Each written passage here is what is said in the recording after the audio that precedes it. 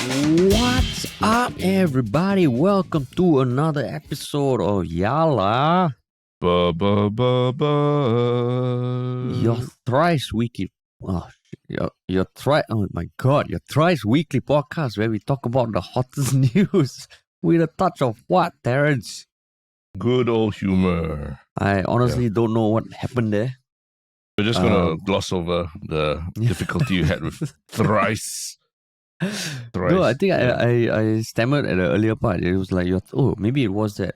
My god, I'm Thrice, losing track yeah. of everything, man. Yeah. It's a thrice thingy. But it's the third episode of the week after a rainy night. Did it rain where you were? I don't know, man. I probably slept right through it, if anything. Yeah. Man, it rained. It suddenly rained last night. Then this morning it was just nice and moist. That's right.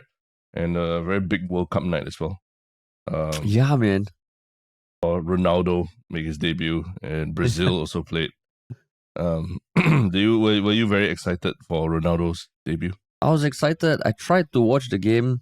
First half was like 0-0, and I was just passing out on my couch. I was like, you know what? I'm just gonna go sleep. Yeah. What about you? Similar lah. Like 0-0, and I was like, forget it. They have that 5 goals to score in the second half. Yeah. You know how and it works. Like, it's always like that. Yeah, and Ronaldo scored to become the first man to ever score in 5 World Cups. But there have been 2 women who have scored in 5 World Cups, no? Is it? Yeah. So when I saw that Cristiano Ronaldo joins the elite club of people who have scored at 5 World Cups, there are 2 women. Let me just pull up the names in a minute. Yeah, the big question that popped in my head is, when's the Women's World Cup? Like, is it the same year as the Men's World Cup? But it's the Friday end of week podcast. It's a pretty crazy week. I mean, up north in Malaysia, we've got Anwar as the PM as well. So congrats to all of Malaysia for taking 25 years to reach this decision to get Anwar as Prime Minister. Yeah, and I mean, all the congratulations have come in from other political leaders, including PM Lee. So it's real. But I mean, hopefully it lasts. Who knows what can happen in Malaysia? Finally, he's really like rocking the boat by foregoing the Prime Minister's salary, or he claims he's going to forego the Prime Minister's salary. Really rocking the boat in the region already, right next to, especially compared to Singapore and all that. But it really doesn't seem like it's a peaceful decision, because Muhyiddin has also come out and said, now he has to prove he has support of the parliament and stuff. So it's likely going to continue lah. But that's not what we're talking about today. No, it's not. But before we jump into that, so what do you have to plug for the end of the week? I guess maybe just the sharing of the podcast lah.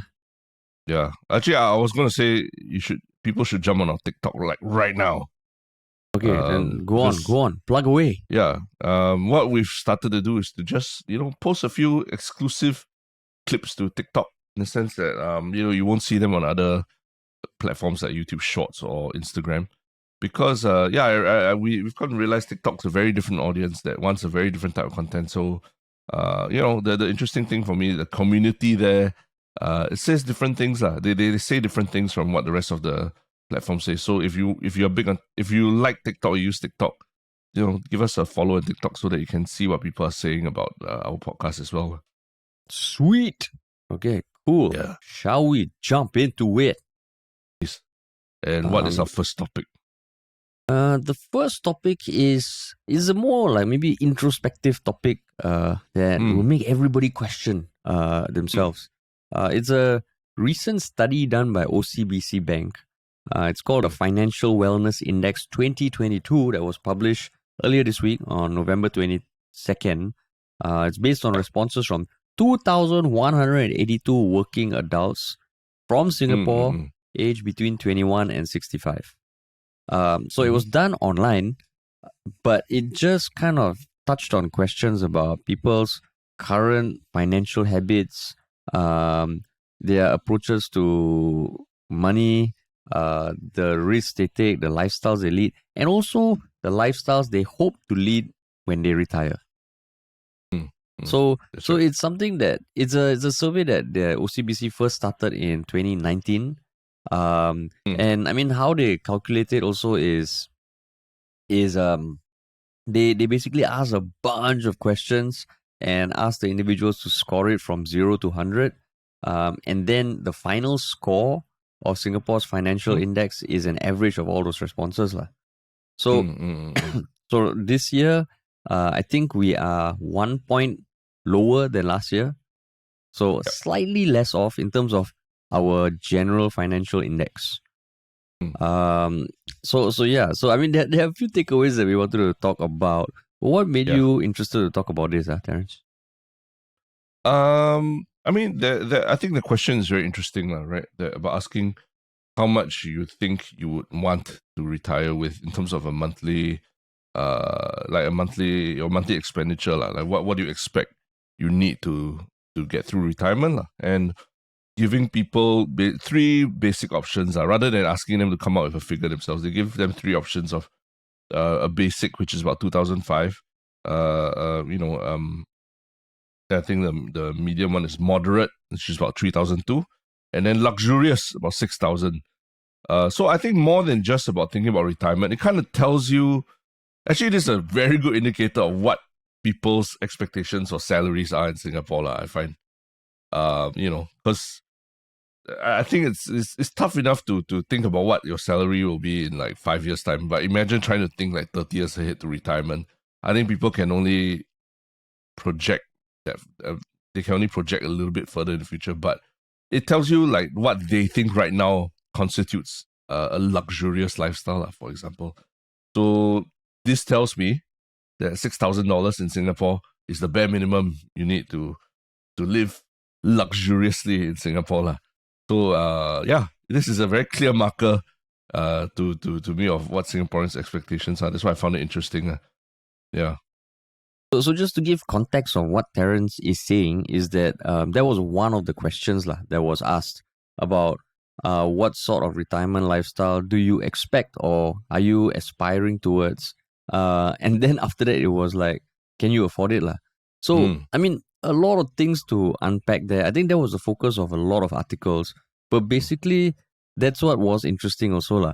And to give a bit more info, like the definition of a basic lifestyle, which is based on today's dollars, $2,500 a month. It can afford you owning and living a government-built flat, taking public transport, tapping public healthcare, having no domestic worker, and going on 2 holiday trips in the region in a year. So quite a bit more specific than I thought it would be. Then the moderate lifestyle, which is $3,200, owning and living in a government-built flat, commuting via taxi or owning a mid-range car, affording medical consultation and treatment at GPs or private doctors and government hospitals, enjoying a part-time domestic worker and taking 3 holiday trips in the region every year. And for 6K, it is owning and living in a private property, owning a high-end car, affording private healthcare, a full-time domestic worker, lifestyle and wellness experiences, taking 2 international holidays in a year. So my first question, I mean, certain things that were interesting was that amongst people who were 20 to 20 in their 20s, 34% of the people chose the luxurious lifestyle. Then as you get older in the 30s, 28% chose the most luxurious lifestyle. People in their 40s, 21% chose that. So there was a slightly declining trend. So there's a lot to unpack there, but my first question is also like, to have all those things, private property, high-end car, private healthcare, 2 international holidays a year, it's only 6K a month. It sounds a lot higher, man. Yeah, and I don't know whether how much this factors in, taking care of your family, whether it's your aging parents or taking care of young kids, it all feels like, it's very like those things are not considered in this 6K. It feels like almost like even when you are retired, you're still living a very YOLO single kind of lifestyle, still wanderlusting and traveling the world and all, right? And not worrying about your commitments. Because let's face it, everyone will have commitments unless they say like, okay, both sides, they earn $6,000 or they're getting $6,000 a month, then maybe you can then that's considered luxurious. But Yeah, I mean, you yourself, like, even just prepping for your wedding and everything, all this shit just adds up, like, right? Yeah, I mean, not even the wedding itself. I mean, having your own place, yes, and mine is a government house, right? Yeah. We don't have a car, but every time I try and budget, okay, how much we have a car, having kids, I'm like, holy shit. So this one, I think the only way this makes sense is that maybe you have paid off your mortgage already, Yeah. right? If you're Yeah. retired, you've paid off your mortgage. Maybe your You're kids, just maintaining it, lah, right? Yeah. yeah, and maybe your kids are grown up already, lah. So Possibly. those things. That's why, like, as much as I thought, okay, this is quite a good initiative because the questions go into a lot of things, like into savings, managing your debt, having sufficient mortgage insurance, being able to pay off your loan, having enough funds to overcome a crisis. But this retirement question, which was the focus of a lot of articles, I felt it was a bit. It's a weird question to ask, lah, I think. Yeah, and I think given looking at inflation now and everything, would $6,000 today, would that take care of you in 30 years time or 20 years time, whatever? I don't know, man. Just looking at the rate of inflation. So yeah, to me, maybe there is a bit of an understatement of how much it actually takes to live in Singapore, or maybe there's some caveat that they don't put in there, lah. Like maybe every day you eat, the only thing you eat is cai peng, lah, and you cannot go to any mid tier or higher restaurant. Then that's how you can fit into that budget, lah. Exactly. Cai peng all day, every day. All day, every day. Chai peng. Yeah. No, and then so I guess if you look at it from a trend perspective, it is quite interesting because there was also a question of like how much you estimate that this A, B, or C lifestyle will cost. Right? And they all underestimated it to compared to its true value. Yeah. Across all ages. So in general, the retirement lifestyle, which which cost 2,550, the average estimation was 1,900. For B, which cost about 3,200 plus, people estimated it to be 2,300. And for C, which costs about 5,800, close to 6,000, people estimated to be 3,600. Oh, jeez. So that also feels like, oh shit, like if on average people are thinking that sort of luxurious lifestyle costs you only need $3,600 a month to live that. Well, what's missing, man? Feels like something is missing. Yeah, it's I don't know, man. Like that's why probably we have to look deeper into the actual questions they asked and all that, because it sounds really like something is off with these estimations also, right? Of the cost of living and all. But that, yeah. Did you have anything else to add? No, I wanted to just say also the part that you raised about that it was mostly younger people who were craving the luxurious lifestyle. What do you think about that? I mean, to me, the question is, if people ask me, of course, I would love to aim for a more comfortable lifestyle when I retire. I think the bigger question is, what do you mean by retire? Like, but isn't that the interesting thing is that they actually give people a choice of what kind of lifestyle you want, whether you want the basic or you want the moderate or you want the luxurious. But the fact is, and this bears it out in the data, that the younger people in the 20s, they want the luxurious lifestyle, whereas the 30s and 40s actually less and less so, right? Why do you think that's the case? For many reasons. I think maybe as you get older, you realize what really matters. And sometimes you feel, I'm in this job that pays a lot, but I fucking hate it. Is it worth it, lah? And if I manage my own expectations or aspirations, there's really nothing wrong with living a more modest lifestyle where you're really, really happy, lah. Yeah, I would also add, with age also comes experience, and you see that, not necessarily that just because people have more money and they're living so-called luxurious lifestyle, that they're necessarily happier either, right? I mean, and I always go back to public transport as a indicator, right? People thinking that public transport is inferior to private transport.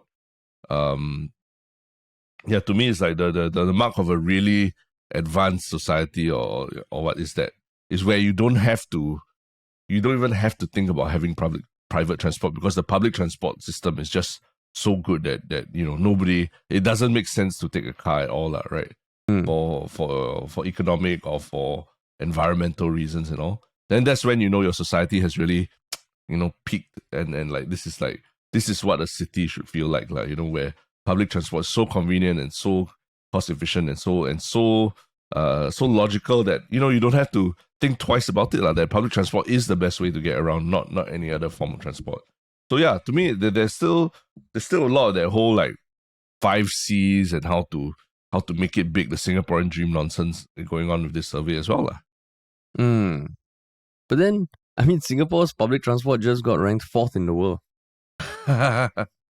Hey, but to be fair, like the new MRT lines that just opened, I don't know if you've taken it and all that, right? They've really helped me.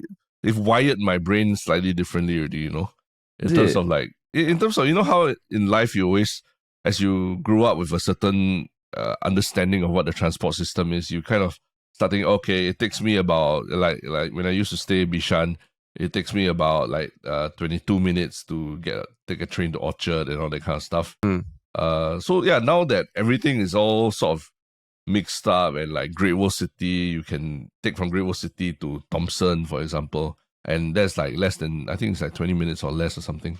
It kind of just like rewires my understanding of distances in Singapore.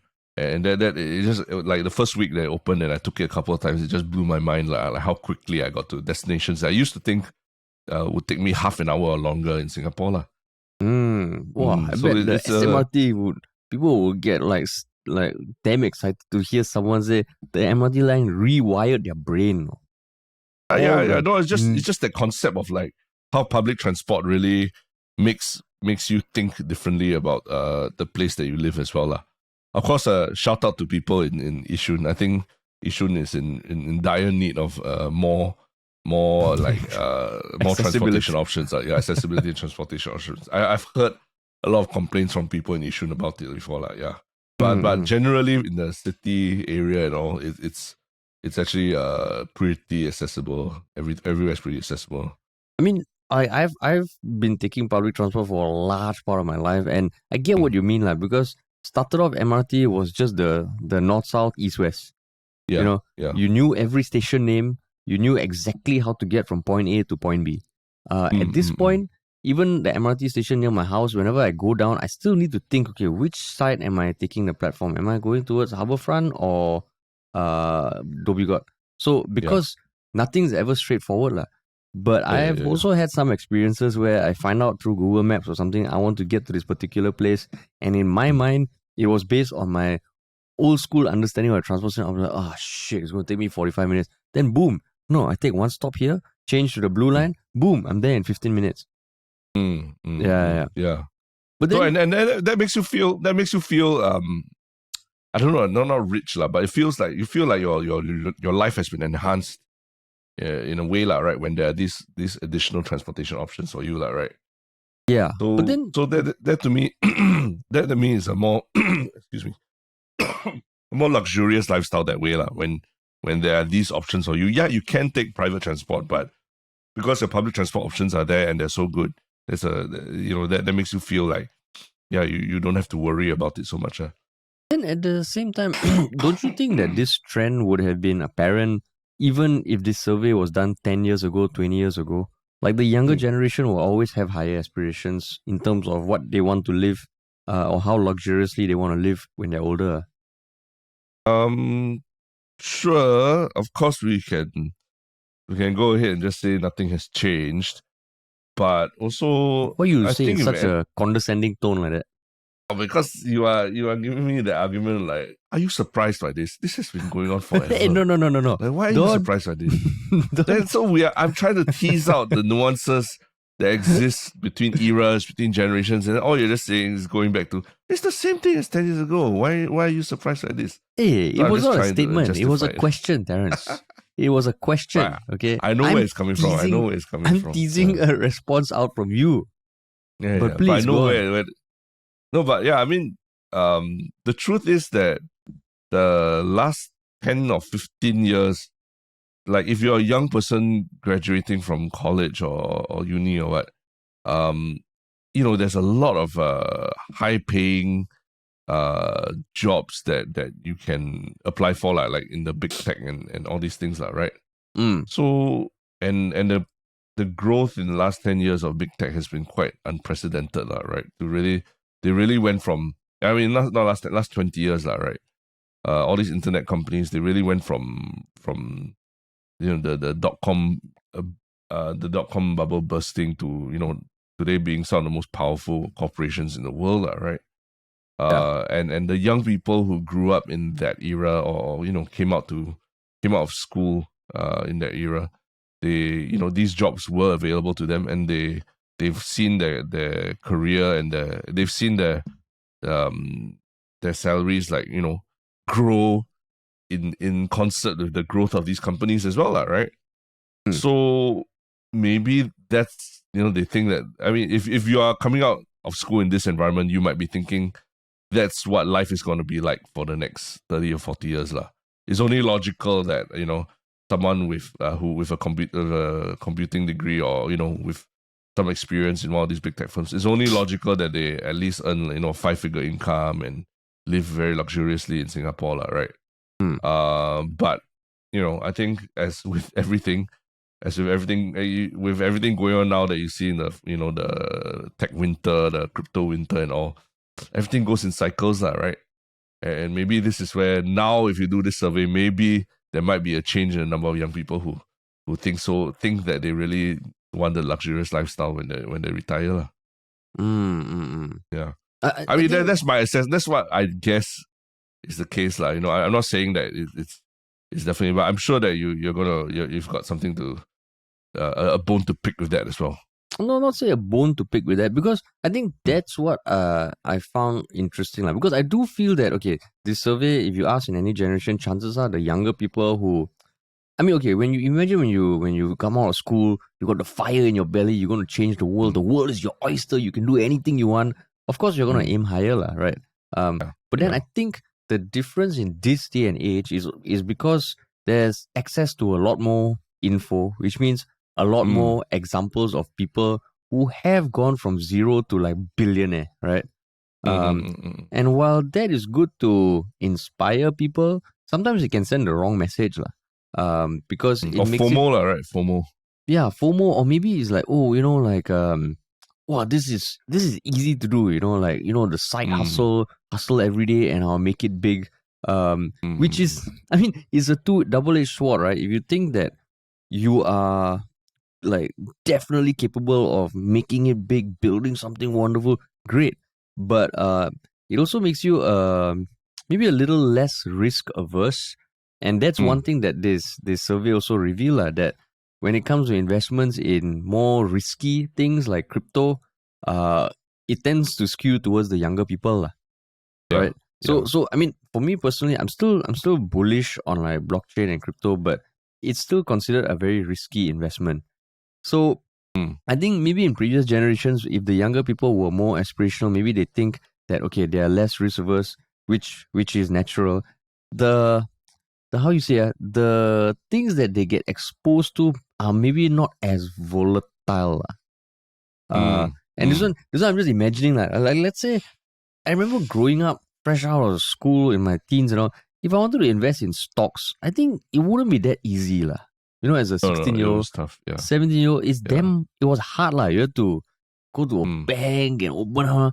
But then now, if you're 16, 17, you can technically find a way to get an account on one of those retail investment platforms. Right?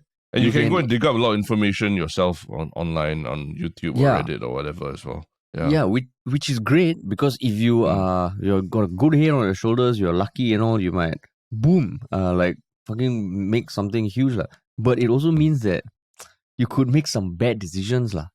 Yeah, that's right. And it could go bad, because this survey also shows that, there are people who are kind of gambling more than they can afford. I don't know how many people in Singapore gamble on a regular basis. But also kind of like spending more than they can afford just to keep up with peers, which is again the FOMO lifestyle. Yeah. I'll pull up some So, stats in a bit. But yeah. yeah. So that was what I think this thing is more interesting in terms of the high level trends as opposed to the specific numbers lah.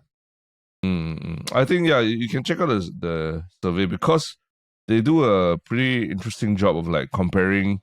Like you just basically put some parameters of where you are in your life, your age and your gender and all that. Then they'll tell you how most of your peers answered these questions as well, lah. Yes, About how much correct. debt they're managing, how much is saving, all that. So it's quite an easy chart to see. Compare your your own situation to your peers, lah, which do it with caution as well. This is just a survey. It doesn't necessarily mean that everyone answered truthfully either, lah. Yeah, that's right. So don't beat yourself up too much, but just a general understanding of how people treat or think about money in Singapore, lah. But it's quite the luxurious lifestyle thing. I was kind of hoping that they would define the luxurious lifestyle as with a few more like interesting kind of parameters, like about do you want to spend time learning or educating yourself or going for extra courses or something like that, as opposed to just about having money, going for holiday, having a car, these kind of things. The very like 1980s, the 5Cs Singaporean dream kind of thing, and maybe you will get more nuanced answers as well, right? Yeah. So I mean, just to give people an example, because this thing is not sponsored by OCBC or something, but on their website you can kind of like look at what Terence was mentioning, like a people like you thing, right? So just for example, right, let's say if I enter, I am male and I am 30 to 39 years old. So 50% of men in their 30s have sufficient funds in case they lose their job, which means they've accumulated at least 6 months of their current salary. 32% is the amount on average that they save from their monthly salary. 91% of men have investments higher than the national average of 85%, which means generally men, I guess, invest more than women. 59% review their financial plans yearly. 57% often gamble more than they can afford to lose. 14% have borrowed money from their family or friends. 26% spend beyond their means, and a few other parameters. So I thought this was interesting. Some of the things surprised me, like the 57% of people gamble more than they can afford to lose. Yeah. Gamble on what? It's pretty high, man. Yeah. No, I mean, but it could be, but they say it's more than you can afford to lose. So I'm like, that's kind of worrying. Gambling, unless like just buying Toto versus like, playing poker and all that, it's all very different from like going to casino and blowing like, thousands of dollars at a go, lah. Yeah. But I think the whole financial planning thing, now there's so much online about financial planning. I think it is a real thing that I wish I got started on earlier. Like it was never a super big thing growing up in terms of like compound interest and investing. I think the most recent thing that hit me was the interest rate lah. Like for the housing loan, right? Holy shit. Yeah. So it's interesting. I mean, the good thing about this financial index, it's not super technical lah. You can, I still think it's worth looking at it, looking at, okay, what Singaporeans generally think, and just you might be able to take away some nice stuff lah. Yeah. Yeah, man. Yep. But that's cool. Yeah, so we'll put a link to the website as well as the actual survey itself lah. Yeah. But yeah. Speaking of Singaporean dream, 5Cs and everything, the first step to achieving all that is having amazing PSLE scores, as we know. No, I'm kidding. No. PSLE scores don't matter. Don't worry. Yeah, don't worry so much. You can get CDD for your A levels. It's not a problem either. You can still become a minister. But yes, there's this restaurant chain that is got in a little bit of hot water recently. Pardon the pun, for over celebrating PSLE results a bit too much lah. And what is this story about? It is the story of Haidilao, which is a huge ass hot pot chain. The founders are some of the wealthiest people in Singapore. And I mean, so far, whenever I've mentioned Haidilao in the past, generally it's quite universally loved lah. by the people who can eat there. I think you should caveat that to let everyone know what your thoughts are about hot pot lah, right? Yeah, You I should think give a it's disclaimer. I fucking hate it. Yes, Harish hates hot pot. Everyone, let's put it down on paper. Okay, Harish hates hot pot. Because to me, right, the reason I go out to eat is so I don't have to cook my own food. So basically, you need to be served, right? That's I mean, what you want. I enjoy cooking at home, but I don't want to go to a restaurant and still cook my own food. I see no point in that. I know even my fiance disagrees wholeheartedly with me. I have been to Haidilao twice, and they were good times, partly because I didn't have to cook. And there were other people your fiance managing. cooked, then she had to put it in a bowl and then serve it to you. Yeah, kneel down and put and give me the bowl. No lah, like there were enough people to, and you always have one or two more proactive people when it comes to cooking. And let me add a disclaimer to the disclaimer. It's not that I don't like cooking. I like cooking. I do housework. I do a whole bunch of shit. But when I go out to eat, I don't want to cook my own food. Okay. It defeats the purpose of going to a place to eat. Okay. So next time for your birthday celebration, we will book Haidilao, especially for you. Yeah. And then, but we'll cook for you. Don't worry. But we'll correct the worst part of it for you, lah. Yeah, we'll cook for you. But then it makes me think it's such a brilliant business, because if the food comes out like undercooked and all, you can't blame the restaurant. Yeah.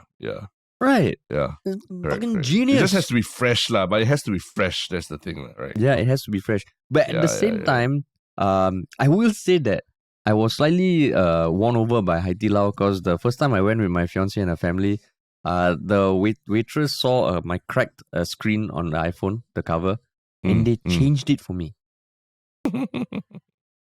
What the hell? You are so easily won over just by changing your phone cover. Yeah. Maybe that's their tactic. They know there are people who are against the concept of hot pot, against the concept of cooking your own food. So they had these little things that after that I was like, oh my god, Haidilao, I respect you. I might not be the first to come to your place to eat, but I like you lah. So yeah lah. It's kind of like when I bring my toddler kid to the doctor, and the doctor sees him screaming or grumbling, then they take out biscuits and give to him, and then he's happy. So that's what the Haidilao staff do. They look out for those grumpy looking patrons. Everyone else is happy, but there's always this one grumpy person in the group who like sits there with his hands crossed and wants to be served food lah. Then that's the person we have to do a lot of things for. Change his phone cover, shine his shoes for him, ask him how's his day, tell him he's so handsome, all that. That's you lah. I mean, I was going to say what a asshole backhanded compliment, but I think there is some truth to that lah. It is true. I've also been known to behave that way in KTVs lah. But let's not get started on that. Yeah. Yes, so a lot of things are KTVs, clubs, everything. Generally fun events that everyone else enjoys. Yeah. But anyway, yes, talking about fun events that everyone else enjoys, PSLE is no fun for a lot of kids and a lot of young parents. What did Haidilao do that irritated a lot of people? So I think the results came out at 11 a.m. on Wednesday, right? So on Monday, Haidilao offered a tiered discount. So basically, tiered discounts based on a child's performance in the PSLE. But by the end of the day, the post was taken down, and I think they realized the little kerfuffle it caused lah. Yeah. So no, it wasn't taken. I think they amended it to become a. Oh, they amended just as long as your kid just receives his PSLE results, just show the certificate or whatever, and then you'll get $30 off. Oh, okay. Yeah. Initially, it was achievement. Okay, so the PSLE scoring system now is also different. There's an achievement level score. Yeah. I think it goes by. It's similar to how it was in the O levels for us, where the lower the points, the better. I think. Yeah. So initially, the discount was if your kid gets achievement level between 4 and 7, you'll get a $30 discount. 8 to 11, you get $20 discount. 12 to 20, you get a $10 discount. Yeah. And beyond that, you don't get any discount lah. Yeah. But broadly speaking, how do you feel about the initial discount that they were giving for based on your performance in the PSLE? I think it's damn stupid. Oh, yeah? Because But I mean, it's like celebrating your kids' achievements. I mean, of course, yes, every PSLE, every kid taking a PSLE, shouldn't be too worried about results. But for those who did well and then they want to celebrate it, why is it not why is it such a bad thing to celebrate with them? Because already you are discriminating against like the performance of a child lah. But then just don't come to Haidilao, don't celebrate lah. If you didn't do well lah. Yeah, but it's just the message. You imagine like already PSLE is such a stressful time for kids and parents, as you rightly pointed out. But then to see like this restaurant chain almost kind of normalize the rewarding of like just grades lah, I just felt like of course a business can do like what they want and you can choose with your dollar, choose to patronize them or not. But it just felt like, walao why you must do that? What if a kid really loves Haidilao? Like really fucking loves Haidilao. And then you're trying to you want to console your kid by, over maybe he didn't do as well as he had hoped or something. And you all want to like, okay, let's just go have a good meal to forget about it. Then you go to the restaurant and right there in front of your face, it's like, if you didn't get this score, you don't get this discount, And then it's like just adding insult to injury, if anything. Then you have to show your cert, right? Yeah. Then they show the cert, then they're like, oh, sorry, your score is not good enough. No discount for you. Imagine they really did that, like, no soup for you. You can't have this soup because your score is not good enough. No soup for you. Or like if you bring your kid and their friends, right? Come, everyone's so happy. Then you got this one. Sorry, no soup. Everyone else, free meat. Yeah, free toys, free phone cover for you because you did for PSLE. No, and Haidilao can go quite far in terms of like how they celebrate stuff like. Because I know I went for my fiance's birthday. They gave her like this neon LED board that says "Happy Birthday" for her to hold and all that. Yeah. And then there's a bit of like performative aspect to what they do. Dancing noodle thing and all, right? Dancing noodle, yeah, that's right. But I remember the first time I ate Haidilao in China. Like I went, like this was like maybe 2009, 2010, before Haidilao was in Singapore even. I mean, my friends in China were like, "Oh, you got to eat at this place. It's awesome. This guy's like, he's creating the Starbucks of China and blah blah blah." I was like, "Come on, it's hot pot lah." That it's what's so great about it. Then we went there and I was like, "Okay, it's a nice hot pot restaurant, nothing great." Then the next thing they were like, this is Chinese people speaking to me in English. You should check out the dancing noodle. So they were so excited about it. I thought it was like this delicious dish that they would be serving. Then out came this dude, and then he started to do that noodle dance. And I was pretty amazed. It was mesmerizing, So you got won over by the noodle guy lah. I got the dancing noodle, man. That won me over. At first I thought it was like some joke, some meme or something, but it was like, impressive, man. Yeah. Dancing noodle. Yeah. But yes, that's why Haidilao is I think what they've taken the Apple philosophy, right? Like every time you step into an Apple retail store, they try to delight you, they try to surprise you with something, right? Whether you're just getting stuff repaired or you're buying a new whatever. Sometimes they give you free shit that you never even asked for. That's basically Haidilao's approach also. Every time you step in their store, you think you're just there for hot pot, but they give you so many other things that turn your frown into a smile, just like as evidenced by your phone case story, your phone cover story. So that means at one point you were the grumpy individual lah. I was that grumpy foreigner who didn't understand Chinese food and culture that much. Or at least I wasn't that open to it. Then finally when I saw it, I was like, wow, the dancing noodle is awesome, Maybe every Haidilao there's this back room with like 20 monitors and a whole team looking. And when they saw you, they're like, okay, he looks unhappy. Let's see his phone. His phone no crack. Okay. It's all AI. They're scanning your facial features as you speak. Then they see yours, immediately they see your frown the moment you walked in. And like, this guy needs a phone case right now. No, they probably scan and look, okay, how can we make this guy happy? Like they scan you, they're like, okay, his phone case looks fine, glasses fine, no holes on his shirt. You know what? We gotta, the system just says we need to activate noodle guy. Yeah. For me, it was low-hanging fruit lah. They're like, this fucker, his phone cracked, confirm we can win over. Okay. Yeah. Just give him a free phone. But yeah, going back to that PSLE thing, subsequently they actually made a change, right? They changed it to everybody who just got the PSLE results can get the discount. Yeah. What do you think of that? Huh? I mean, okay, kudos to them for realizing fast that maybe it wasn't the best thing to do, and for changing it and giving the highest tier of discount to everyone who gets the PSLE. I think that one must give them props. Yeah, I thought, they at least they corrected course very fast, right? And usually these kind of things, they usually simmer for like a day or two, a bit of outrage. But this one was almost the same day or something, they changed it. So good for them. But you think, but they definitely wouldn't have got that kind of publicity that they have now if they didn't do that first move. So do you think it could have been deliberate to try and stoke some fires? I mean, pardon the pun, boil some soup first. And then after that, then actually we are inclusive. Everyone, every PSLE result is allowed. I don't know because I think that one entails a lot of risk Yeah.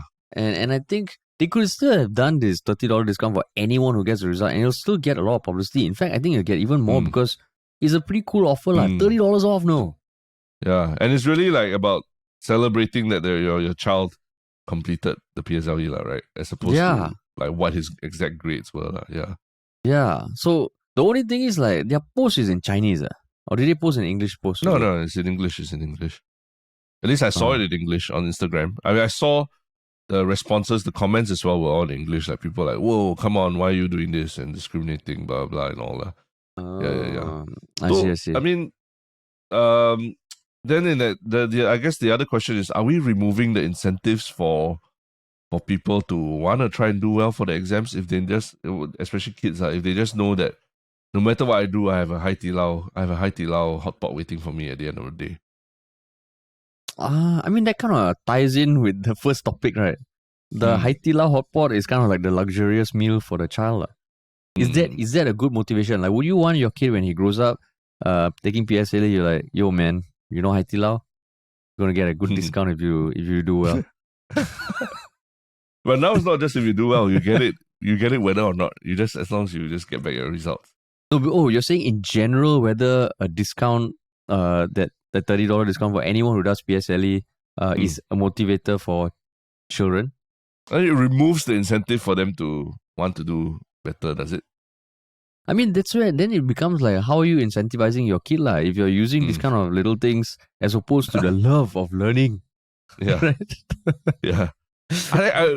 Firstly, Haidilao is, I don't know, man. Like, I mean, this is also a question out there because I have a very young kid. Obviously, he has never eaten Haidilao, but do a lot of parents eat Haidilao with their kids? I'm not very sure because Haidilao, even for me, is like, I mean, some of the soups are really way too spicy and all that, Yeah. So I don't know, man, whether really a lot of kids can eat Haidilao. So no, but there's a non-spicy soup. I've eaten a non-spicy soup.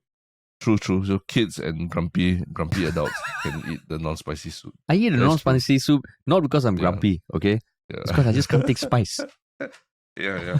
But yeah, that maybe they I think you're right, that it would have been too much risk to, try to game the system by offering something offensive at first and then after that changing tack and saying, oh, we welcome everybody. Too much risk. Yeah. So I would say it's more like they probably thought it would be like a very good marketing gimmick, tapping into the whole pursuit of achievement, pursuit of qualifications, the 5 C's, the Singapore dream thing in Singapore. Then they realized in this day and age, that kind of thing doesn't fly as well already. Right? Yeah. So I guess maybe even the thought of doing that in the first place made me go, really? I mean, Haidilao is a Chinese chain, right? So, in China, academic achievement is also very, very, very coveted as well, right? Yeah. I mean, so that's why their Instagram, a lot of the posts are in Chinese. And I was thinking okay. I mean, not everyone who eats at Haidilao just speaks Chinese. So that's what I find a bit weird. But now that my sentiments towards hotpot is more public than it used to be, suddenly Haidilao want to sponsor us. Then how? Then I have to be like, before we start the episode, have you ever wanted to cook your own food? Have you ever wanted to see a man dancing with noodles? Yeah, why not give Haidilao a shot? Yeah. But another funny comment, or at least interesting comment that came up was like people like, okay, just instead of just the 2022 PSLE results, how about those in 2021? Those kids who have suffered through COVID and then had to take the PSLE and now they have their results, all that. How about celebrating those children as well? What do you think of things like that? Wow, that one, I'm like, hey, come on lah, you have to draw the line somewhere lah. If not, later I also I'll take out my SingPass with my PSLE results and show, hey, I also did PSLE. Please give me my $30 discount. Yeah, in fact, plus the compounding interest rate, inflation and all, the voucher should now be worth $77,200. Oh my goodness, yeah. I feel like it's they have to draw a line somewhere. Yeah, okay. So only 2022 lah. I think yeah. It has to be only 2022 lah. Has to be only 2022. Mm-hmm. But yeah, I mean, like interesting that at least within the same day they retracted it lah. So kudos, I would say kudos to that team lah for realizing the error and changing it very quickly. Yeah, they didn't let it boil over. Yes, correct. But yeah, so at least it ended on a good note. But speaking of ending on a good note, like, do you have a one Shiok comment? One Shiok comment. Would you like to go first while I pull it up? Yes, I would love to. I've just been hanging out a lot on TikTok, watching responses to our interview, clips of our interview with our podcast with Minister Alvin Tan, and I think in the last 24 to 48 hours, one that has really seems to have really hit a nerve with a lot of people is when he talked about the GST hike, and his justification for the GST hike and why he, really supports it and versus what the opposition in Parliament is saying about it. And, there's a lot of comments about it, and there's actually even like back and forth debates going on about it in there as well. So, I think it's interesting to see what people on TikTok are saying about it or how they feel about it, because this is happening, whether we like it or not, it's happening in the next month and a half, right? So yeah, it's interesting to see what the sentiment is on the ground. So we'll put a link to the post and you can check it out, or even join in the debate yourself. Yeah. Wow, interesting. It's happening in the next month and a half. It's January 9th, is it? I believe so, yeah. January, and it'll be 8% lah. Yes, that's right. 8%. Oh, interesting. Oh, you TikToker, Terence. I'm on the outskirts observing.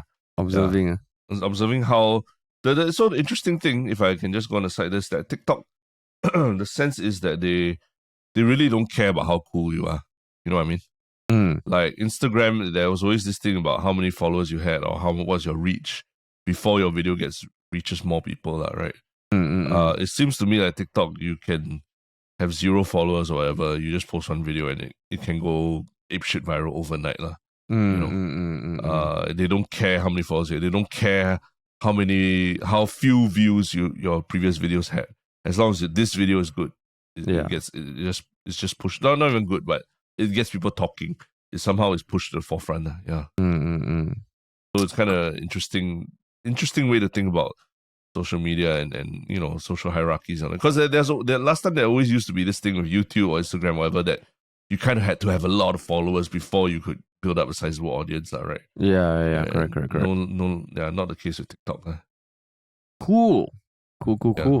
Okay, cool. So for me, what's your one Shiok comment? The one Shiok comment was from Majestic Economist 6 on Reddit. Basically, they just painted a picture of like how the Malaysian politics is making them think of a possible alternate reality in Singapore. So they say the PAP, led by ex-PM Lawrence Wong, wins only 15 seats. Workers' Party, led by Pritam Singh, gets the majority of 35 seats. SDP has 30 votes with their leader Chee Soon Juan, the closest he's ever been to PM. President Halimah calls for a unity government, but will the PAP ever be willing to make Chee Soon Juan the PM? Will the WP forever be the opposition despite winning the most votes? And it's just like the fact that Anwar just got elected after that whirlwind of an election. Yeah, it does make you think like Singapore, what if we were in a similar situation where now the biggest drama in Parliament sometimes is just this angry debate or something, or the Committee of Privileges. But can you imagine? Because now, I mean, more than ever, I think the opposition leaders are more well known throughout Singapore, at least the younger generation. Yeah. You know, you can literally assign individuals to their parties, which is something that I couldn't do last time. So just an interesting thought, like interesting thought. So cheers to that, man. Yeah, everyone's watching what's happening in Malaysia and thinking man. how it affect things in Singapore. Yeah. And Cool. then to round off the weekend, what is your one Shiok thing? My one Shiok thing is something World Cup related. Apparently, like, you know how when you got big events like the marathon or something, in the past, random people have gone viral, right? So in this case, the World Cup, the latest guy to go viral is an employee who was tasked to direct fans to one of the metro stations in Qatar. And basically, he was sitting on like a raised chair, like, you know, one of those umpire chairs in tennis, and holding one of those finger boards, you know, the things where you put in your finger and a foam board. And all he was saying was metro and pointing. And then that's his entire job. Huh? That's his entire job with a loud hailer. And then all the fans walking, they started cheering him. And then he had a very sheepish smile. And it's just damn sweet to watch. And then now he's known as the metro guy. Wow. And then other people were wearing the same yellow jackets and kind of like doing the same thing he was doing. So it's just one of those moments that you look, oh, that's a nice side of a World Cup that's been riddled with a lot of controversy. It's very cute. It's very cute. He's the metro guy. Interesting. Went viral on TikTok. Guy. Yeah. But what about you, man? My one Shiok thing is a new toy that was released recently. I don't know if I might have spoke about it in the previous one Shiok thing about the self-transforming Optimus Prime. I think it was like this. It was very expensive, almost like $2,000 or something like that. It was an Optimus Prime that was like huge, and it would literally self-transform and it would talk and do different things.